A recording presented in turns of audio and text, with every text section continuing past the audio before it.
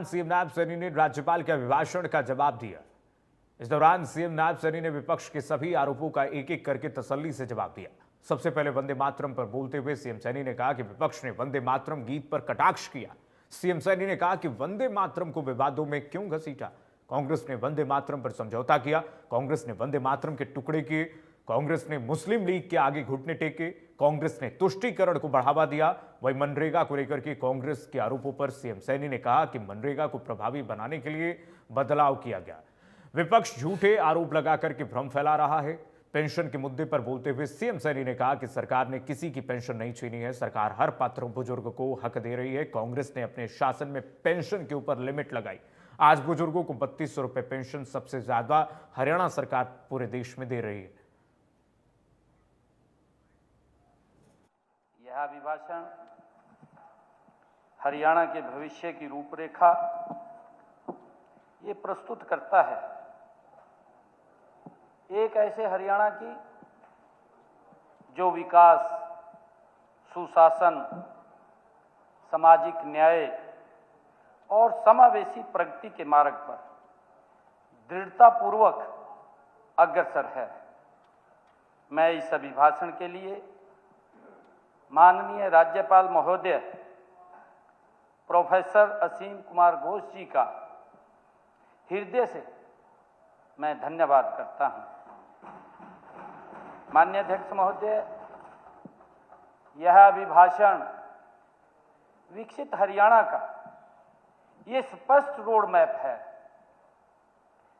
जब हम विकसित हरियाणा की बात करते हैं तो वह एक स्वाभाविक रूप से विकसित भारत से ये जुड़ता है।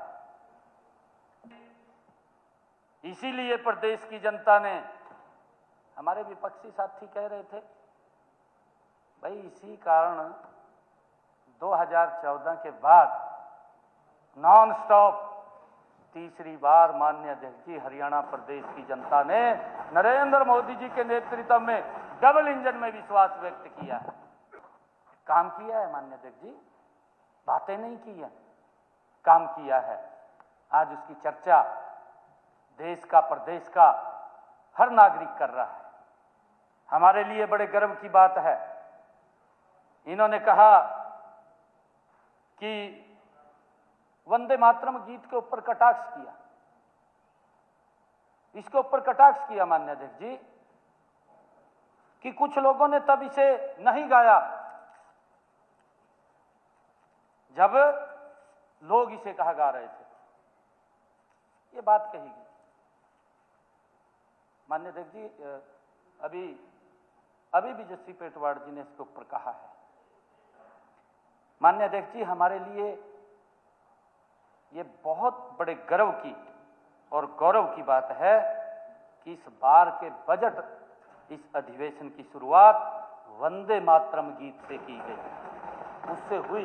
देखिए, मैं कोई गलत नहीं बता रहा। अभी आपने क्या कहा है, अभी 2 मिनट पहले पूरा सदन बैठा है, पूरे सदन ने सुना है कि आपने क्या कहा है। आपने कहा कि सबसे पहले कलकत्ता में ये कांग्रेस के अधिवेशन में गाया गया। ये बात आपने कही है, कलकत्ता में गाया गया। मैं अभी बताता हूं कि वंदे मातरम की आनंद मठ वाली पृष्ठभूमि मुसलमानों को नाराज कर सकती है। मान्य जिस गीत ने, उस गीत ने ना हिंदू देखा ना मुसलमान देखा, हजारों करोड़ों युवाओं के दिलों में ऊर्जा भरने का काम किया। इतिहास इस बात का गवाह है कि कांग्रेस ने मुस्लिम लीग के सामने घुटने टेक दिए और मुस्लिम लीग के दबाव में तुष्टीकरण की राजनीति को बढ़ावा दिया।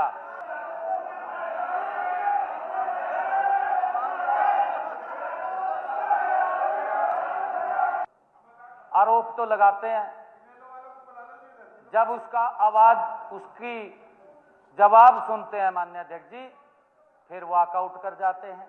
अब भी वॉकआउट करके चले गए, क्योंकि जो आरोप तो लगाना सुलभ है, परंतु उसको सुनना, कि उसका जवाब अगर सुनेंगे तो बड़ा दुर्लभ है।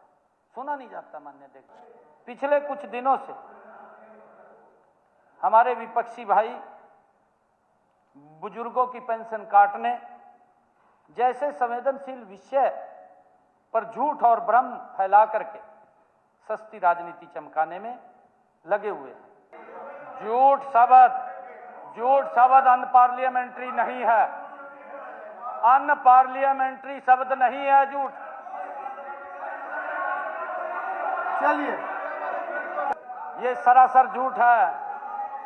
हमारी सरकार किसी की पेंशन छीनने नहीं, बल्कि ये नरेंद्र मोदी जी के नेतृत्व वाली सरकार, डबल इंजन की सरकार, जो ट्रिपल गति से काम कर रही है, माननीय अध्यक्ष जी, ये हर पात्र बुजुर्ग को उसका हक पहुंचाने के लिए काम कर रही है, उसका हक पहुंचाने के लिए काम कर रही है।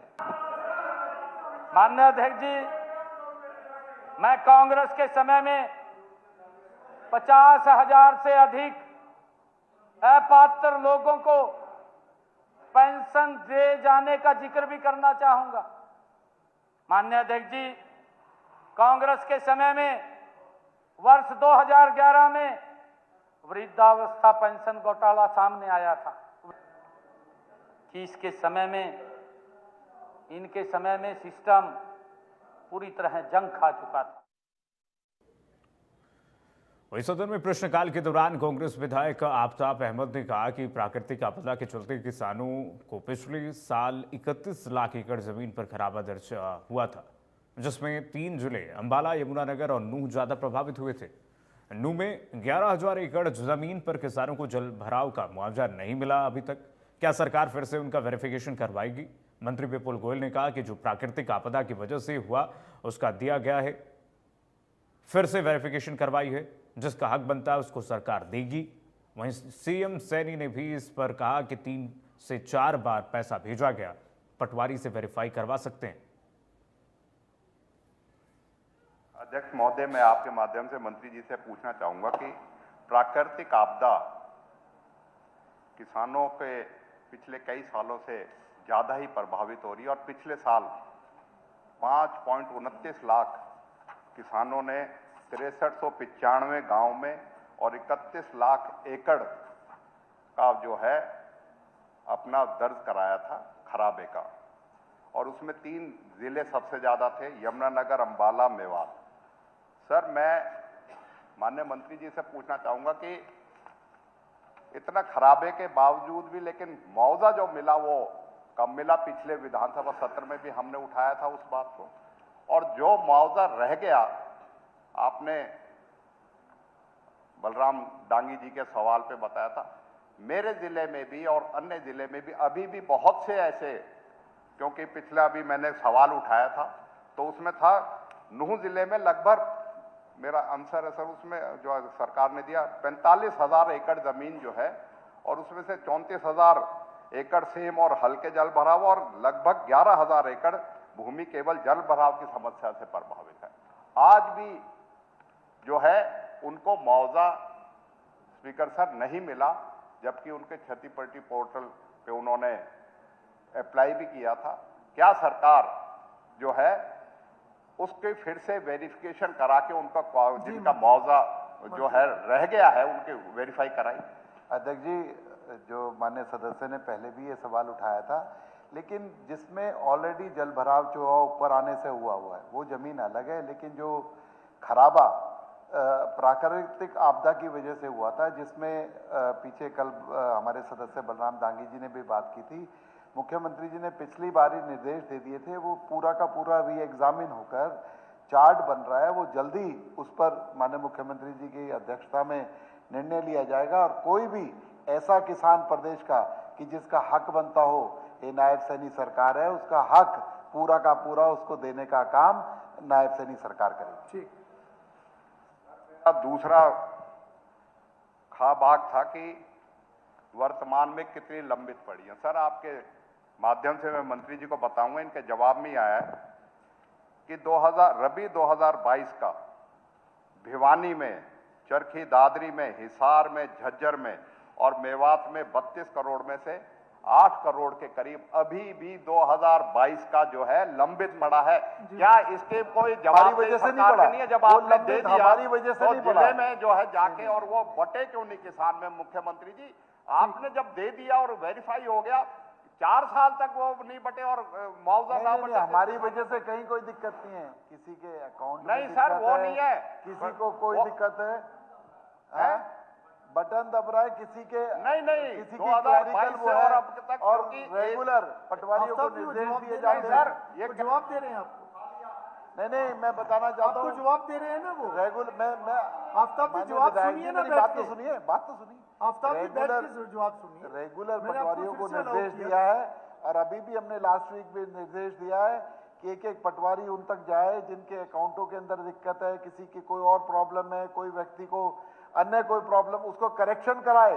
और तहसीलदारों की ड्यूटी लगाने का काम किया है कि जितना भी जो मुआवजा नहीं पहुंचा, वरना तो यहाँ से तो बटन दबता है सीधा का सीधा अकाउंट है।